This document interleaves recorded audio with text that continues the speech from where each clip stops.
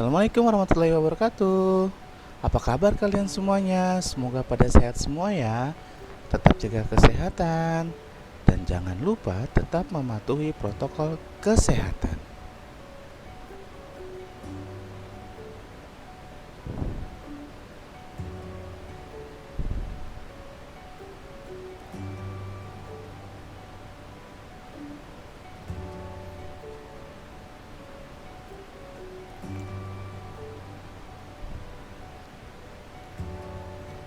Pasti kalian sudah tidak sabar ya untuk belajar dengan Bapak.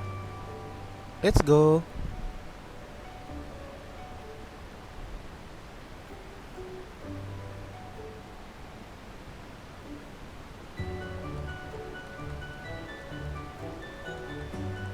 Pada kesempatan kali ini, Bapak akan membahas bab 2 tentang sistem klasifikasi makhluk hidup.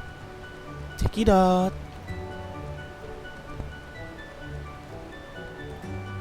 Nah, pada kesempatan kali ini, saya akan membahas materi tentang sistem klasifikasi makhluk hidup.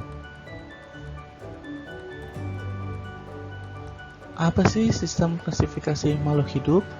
Sistem klasifikasi makhluk hidup adalah cara pengelompokan makhluk hidup itu sendiri. Secara garis besar, sistem klasifikasi makhluk hidup dibagi menjadi 3 macam. Yang pertama, ciri-ciri benda. Yang kedua, cara pengklasifikasian makhluk hidup. Yang ketiga, pengelompokan makhluk hidup dalam 5 kingdom. Pada kesempatan kali ini, yang akan kita bahas yaitu adalah ciri-ciri dari benda itu sendiri. Langsung saja. Sebelum kita masuk ke materi, pada bab sebelumnya itu kita pernah belajar ada 2 macam ciri-ciri benda. Yang pertama, komponen abiotik dan komponen biotik. Komponen abiotik itu terdiri dari benda yang tak hidup atau benda mati. Komponen biotik terdiri dari benda hidup atau makhluk hidup.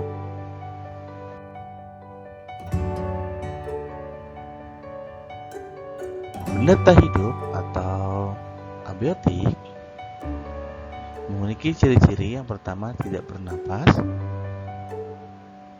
tidak beradaptasi, tidak berkembang biak, dan tidak bergerak sendiri.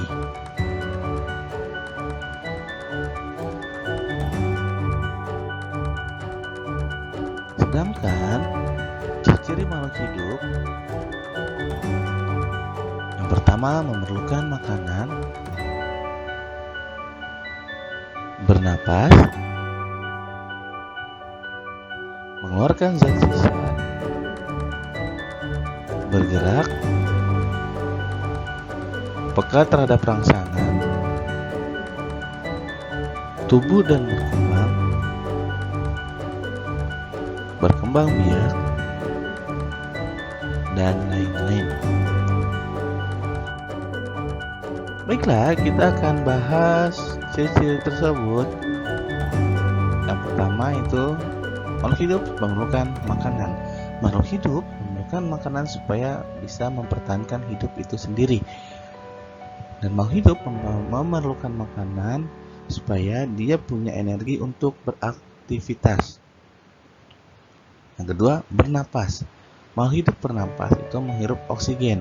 Fungsi menghirup oksigen itu adalah supaya dia bisa membakar makanan yang tadi kita makan untuk menjadi energi. Lalu yang kedua, mengeluarkan karbon dioksida dan uap air.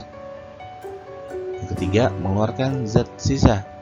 Mengeluarkan zat sisa ini atau disebut dengan ekskresi, yaitu mengeluarkan sisa-sisa metabolisme dalam tubuh kita yang sudah tidak bisa dipakai oleh tubuh kita sendiri. Contohnya kayak urin atau keringat, uap air, dan karbon dioksida.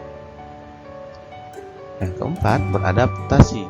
beradaptasi itu dibagi menjadi 3 macam: adaptasi morfologi, adaptasi fisiologi, adaptasi tingkah laku. Nah, keempat, bergerak. Bergerak yang pertama itu bergerak aktif dan mudah berpindah tempat. Nah, ini contoh dari bergerak makhluk hidup. Yang kedua, bergerak pasif dan gerakannya lambat.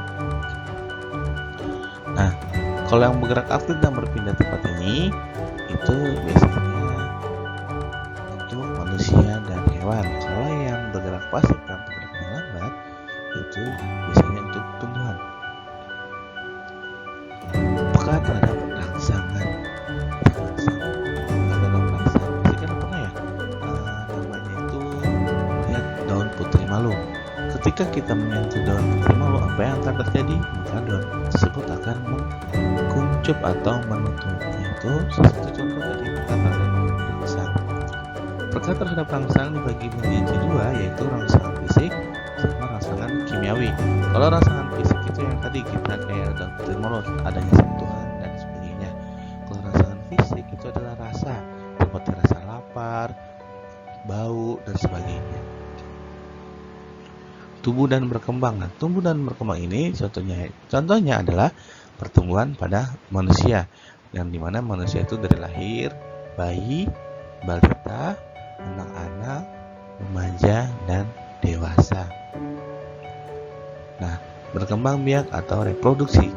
Nah, berkembang biak ini ada dua, reproduksi generatif atau kawin. Yang kedua, reproduksi vegetatif atau tak kawin. Oke, sekian dulu materi hari ini. Terima kasih. Sampai jumpa kembali.